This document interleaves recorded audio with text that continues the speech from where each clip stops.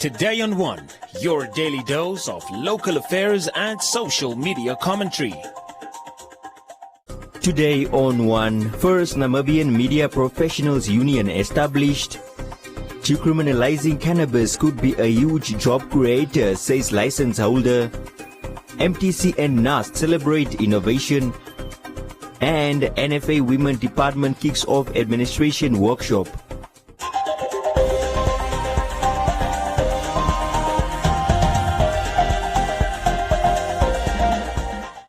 Namibian journalists from all walks of life have come together to form the Namibia Media Professional Union, NAPU, which aims to create a unified voice for journalists and media workers in Namibia.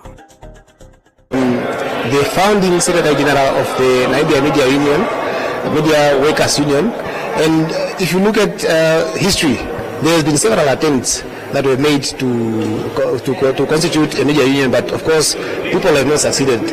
For us who came into the industry for the past 3-4 years, we thought that we needed to have a legal entity that can represent our interest and be able to look upon to if we want to solve disputes that we have in relation with our employers.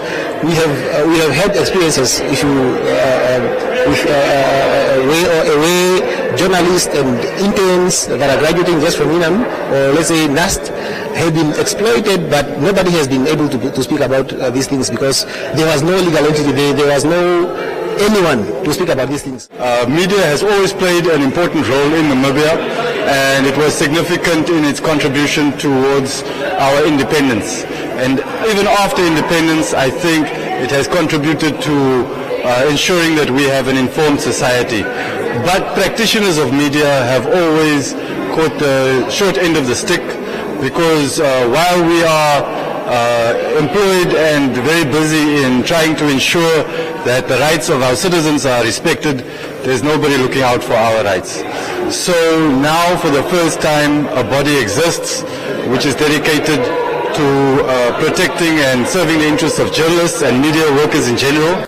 The General Secretary of the Trade Union Congress of Namibia said that the newly established media union will only be successful if all media professionals stand together in solidarity and support the union. You have to make a very clear decision. Your union will not be successful if you stand alone.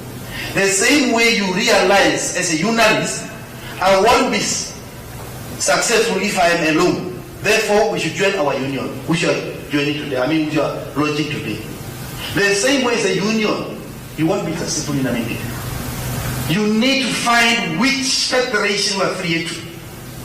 So even the federation, you won't be successful. That's why we have federations, union workers, union federations, sub-regional federations, continental confederations, and then we go to the world. The media ombudsman John Nakuta expressed that the union's leadership should not be autocratic, but instead should aim to serve the interests of their members and the industry. For the new leadership that is going to be elected, please do not imitate the kind of demagogue-ship that we are talking about. You are there to serve, not to be serviced. So do not, if we are talking about the political leadership that wants to be almost worshipped, don't imitate that same thing. NAMPU will not just be representing journalists, but all employees that work for media institutions.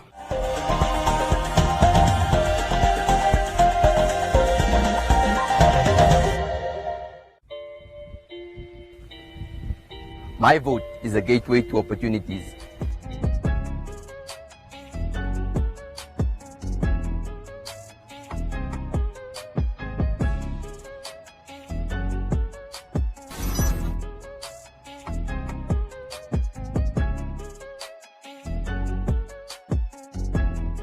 My vote is a reflection of my aspiration.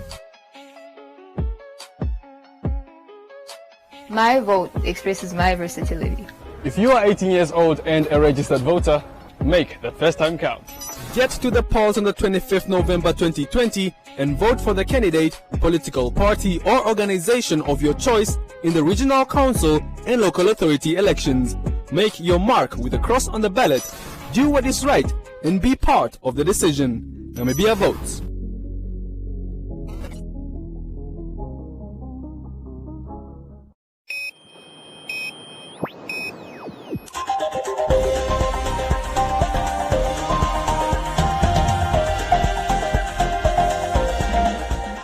In the wake of the national consultations aimed at soliciting input from the public on the decriminalization and controlled use of cannabis in Namibia, Today on One spoke to Brian Wheeler, the director of Every Helios Global, a Lesotho-based startup that grows and exports medical marijuana, to find out the economic potential of the legal cannabis industry. Most of, or many of the SADC countries have license the cultivation of cannabis in their countries. So I don't know whether they have already started, but we are aware that the companies and people have been given licenses to cultivate.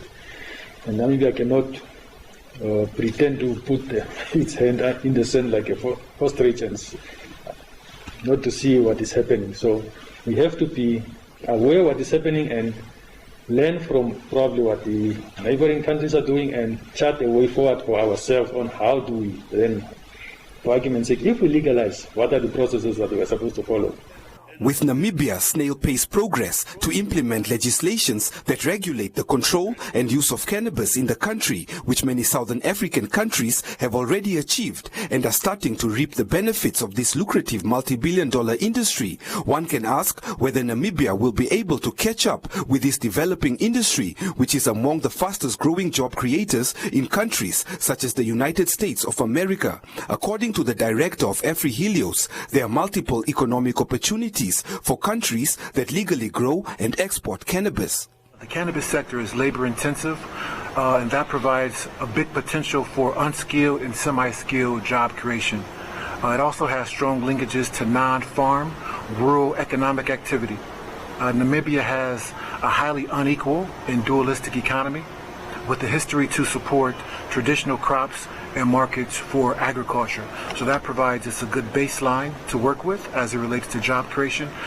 Therefore, in the Namibian context, the cannabis sector must be innovative and promote cannabis as an emerging industry that could be managed with an inclusive and equitable approach to ensure that all stakeholders, from the community level to the corporate level, have an opportunity to participate in this burgeoning industry. One idea that we're considering with our company, Afro Helios, in Lesotho, is forming farming cooperatives, quite similar to what you would find with coffee cooperatives, whereby small share or smallholder farmers, once you build their capacity and ensure that there's legal and compliance infrastructure, small-scale farmers can grow cannabis and supply it to bigger national companies that could then sell it to the export market. That could ensure that the cannabis economy will benefit these small farmers and other members of vulnerable communities that are normally excluded from large economic activities. With over 40% of Namibia's youth struggling to find decent employment, Wheeler says that with the cultivation of cannabis becoming increasingly commodified, the industry will provide numerous entrepreneurial opportunities for license holders within the global and local cannabis industries. There are multiple business opportunities for individuals and companies that wish to get involved in the cannabis sector. They can start at the top from being a license holder that grows, manufactures and export the dried flower or CBD oil or non-THC hemp related products. There are also ancillary business opportunities for those with expertise in greenhouse construction. Most all cannabis operations need lights, so there's opportunities for companies to either manufacture or import lights and sell those to cannabis manufacturers. There's also opportunities for companies that are in the agricultural sector dealing with organic soil, organic fertilizers. Those are opportunities that the cannabis sector provides for as well. according to Forbes. As the COVID-19 pandemic continues to wreak havoc on the global economy, legal cannabis proved its resilience in the market. Wheeler said that in Africa alone, it has been estimated that the legal cannabis industry could be worth more than $7 billion by 2023 if legislation is implemented across the continent.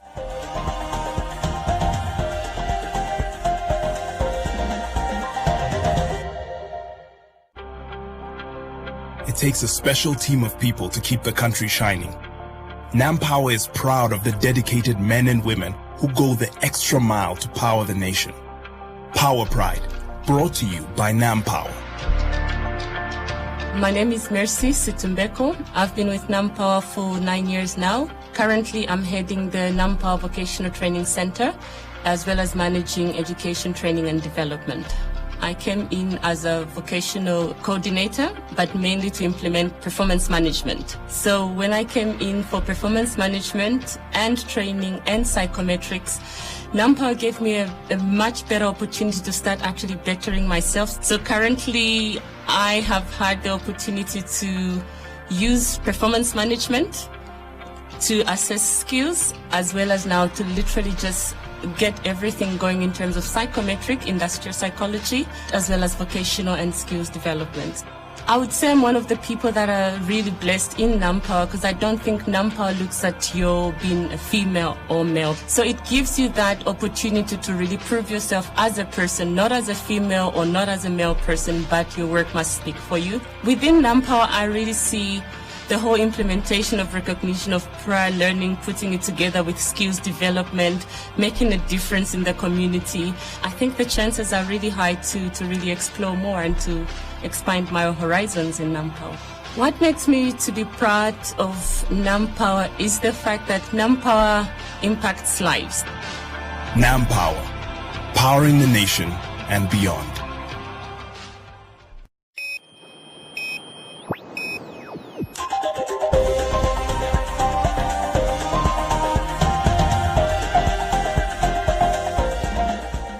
MTC awarded winners of an innovation competition that was launched a month ago. Contestants presented their innovations to a panel of judges in September this year, of which only 13 lucky innovators were selected and awarded. The aim was to connect innovators and their ideas, intending to incubate and bring their ideas to the market. Now, from MTC's perspective, having the information center, having this place right here, is in essence is for it to act as a catalyst. What do you mean by that? It's supposed to help in terms of fostering these kinds of innovative hackathons, so that we can spring up a lot of ideas from the young people in terms of helping Namibians. And then at the end of the day, being able to connect the rest of the ideas towards the industry-led stakeholders. The Tech Innovation Bazaar was a collaborative effort between MTC and the Namibia University of Science and Technology Faculty of Computing and Informatics. So the IC Tech Hub is under the Faculty of Computing. So we have access to students. We do prototyping. We create lots of crazy, great ideas, but they never make it to market. Why? Because our funding, our research funding, ends at the prototype. Once we have a proof of concept, that's it. Then we are done from the academic perspective. So we need partners like MTC to then make sure it goes out into the market. UNDP, who helps with the acceleration of the project. So the free labs will actually now make sure that the great ideas reach the market. 13 lucky innovators were selected and awarded. The app I developed is called Cylon Pay. It's rolled out in 3 phases. The first phase is the digital payment, which enables Namibians to accept foreign currency. So let's just look at tourism, for example. The tourism sector can now, if they do sign up with Cylon, they can now receive income via PayPal, via MasterCard, via Visa card. By 2021, we will be 100% in the market. I figured, let me create an app that allows us CMAS members to have a know-how of how much we have on our account, on our funds, and to give us a billing report so that we have transparency. And in the end, this app not only does that, my aim is that we'll move away from using the cards and signing, and then we'll just be using fingerprints. Oilonga Learning is a multi-tutor web-based platform where different experts in different fields can come on board and create their own courses. So basically, for example, you want to teach people how to sew dresses and earn an income, you can do that. You want to teach people how to pound on mahangu, you can do that. I'm the founder of Wow Spaces. So what we do is we build property in a virtual environment, because property developers have a challenge to sell their homes, because sometimes they sell homes that are not yet built. So we have a lot of property developments happening, but with this type of technology, we can actually build a house in a virtual environment, and the customers will be able to see the property on a one-to-one scale. In a virtual space, they can move around furniture, customize the house without even laying a brick. I'm the founder of Extra Radio, and Extra Radio is the first and only audio interface for Namibia.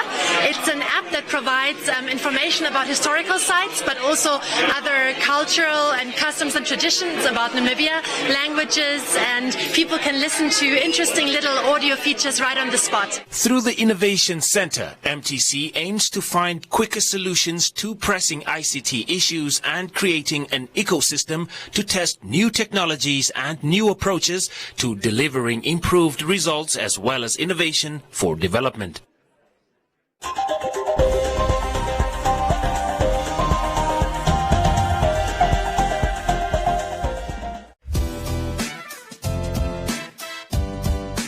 Loves to jive. Tafolaga, Namibian like you.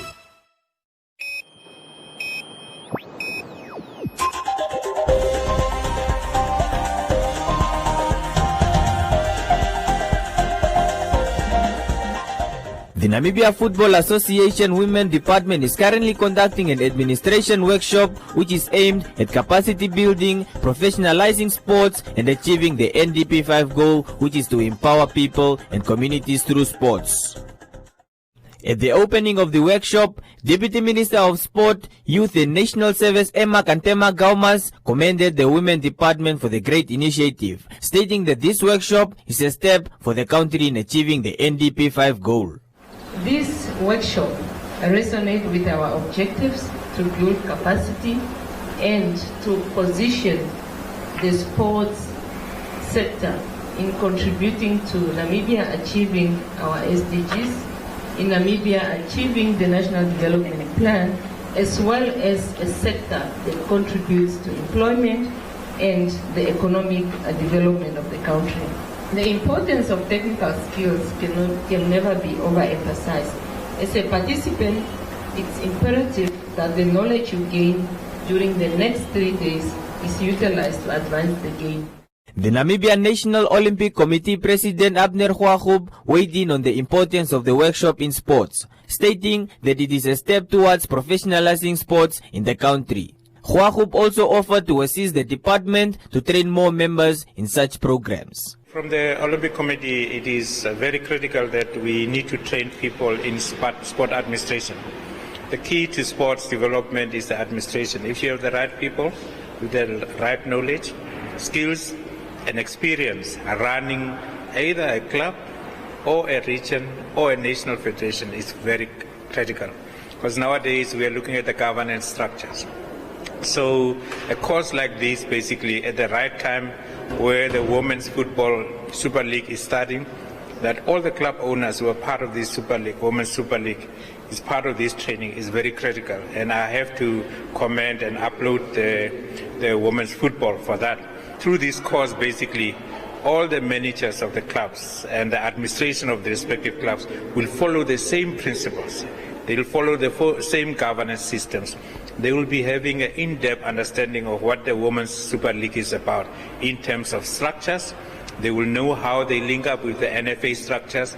They will know that how they link up with the national federations. They will know how to deal with National Olympic Committee and so on, because they will follow this structure. Maria Kasheta, a team manager at Girls and Goals FC, says that she joined the workshop in order for her to acquire knowledge on sports administration in club structure. What I expect from this training is to advance our skills, and actually we are also very thankful that this training has been brought forward so that we can attend it because somehow we need to learn and advance our skills in this department of technicalities. I registered personally for this workshop to increase my knowledge and understanding regards to the managing of a team, since I'm also part of the team managers of Girls and Goals. The Sports Administration Workshop will last for 3 days at the NFA Technical Center.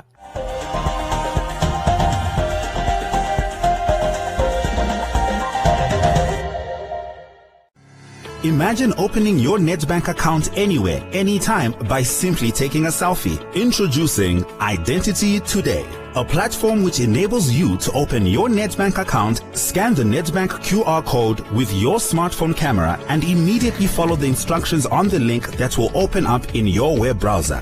Follow the simple steps to complete the account opening online form. Have your identity card or passport ready. Take a selfie and send it to us, and your new Nedbank account will be opened and confirmed in 3 minutes or less. Visit www.nedbank.com.na to shift your account to Nedbank today.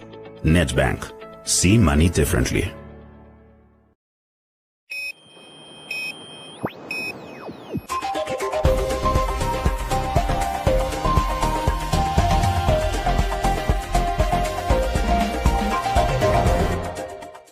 In other leading stories, President Hage Geingob has declared the 25th of November 2020 a public holiday.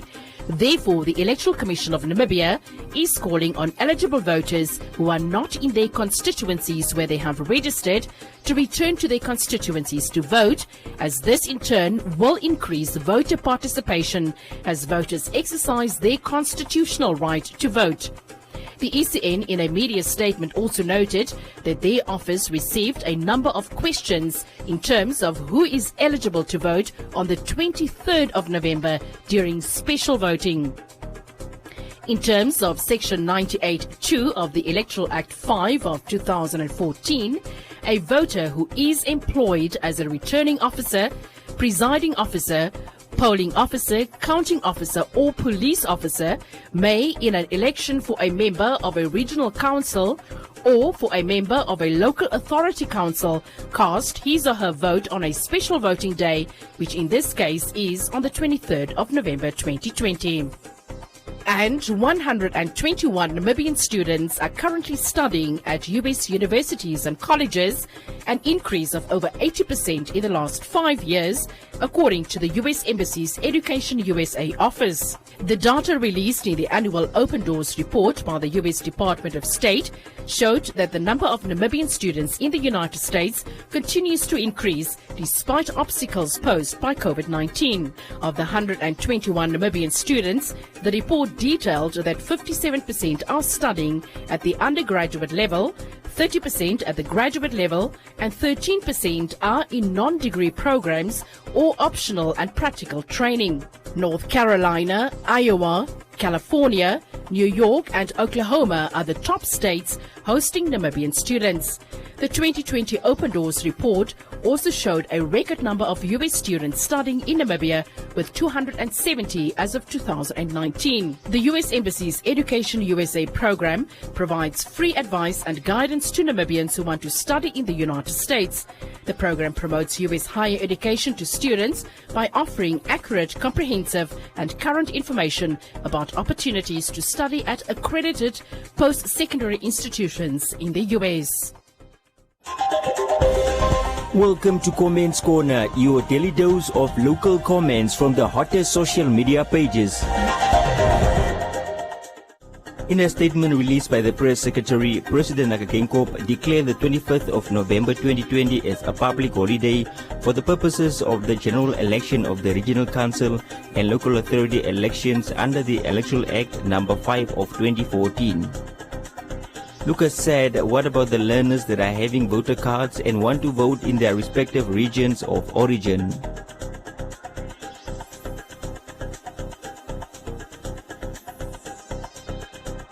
Abner thanked the president and said that it is critical to allow everyone to have the chance to go cast their votes. Polu said on that day he will be going to work for overtime. Pendapala questioned the Electoral Commission's chairperson, who announced that the day will not be a public holiday.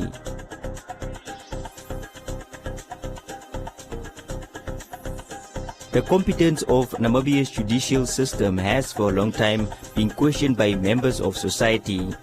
Justice Minister Yvonne Tausab therefore is urging state magistrates to improve their service delivery and to change the face of the magistracy through balancing independence and accountability.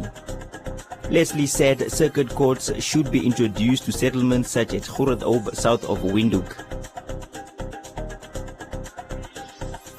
Pala said there should be continuous consultation between magistrates and investigating officers.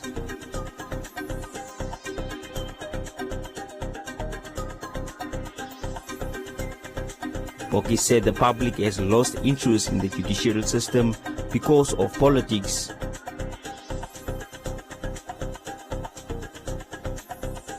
Joseph said cases take years to finalize.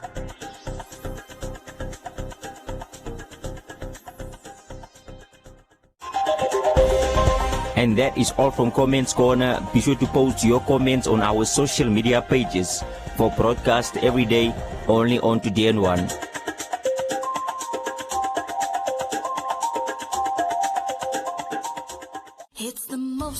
Make your Christmas magical this year with hundreds of the best 3-for-2 gifts from Clicks. Simply look out for our purple sticker on gifts like fragrances for him and her, bath and body collections, makeup and accessories, sweets and treats, kiddies' toys and much more. Buy any 3 gifts with the purple sticker and get the cheapest one absolutely free. Clicks. Feel good, pay less.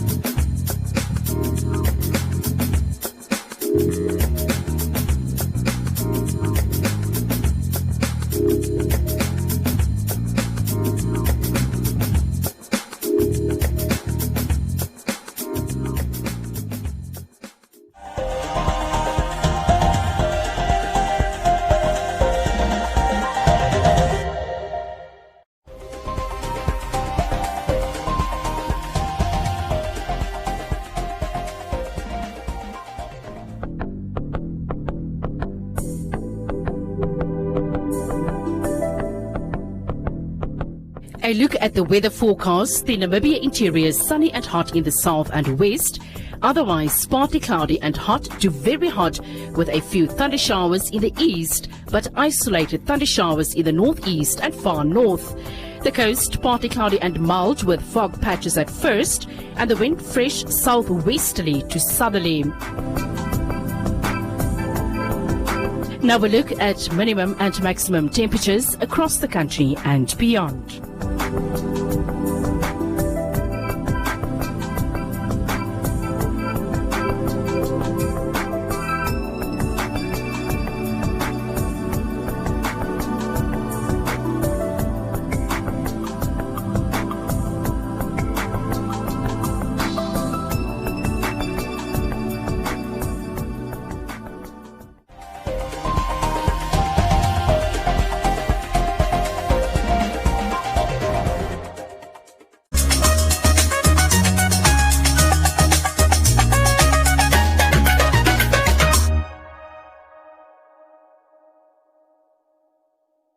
You know what makes Christmas so special? It's that little extra. And at Spar, we have thousands of extras. We're granting thousands of Christmas wishes and giving thousands of our customers free shopping, plus thousands in Christmas savings, like Spar Extra Shelf Life Milk for only $28.99 and Kellogg's Cornflakes for just $41.99. Spar, the home of 1,000 little extras this Christmas.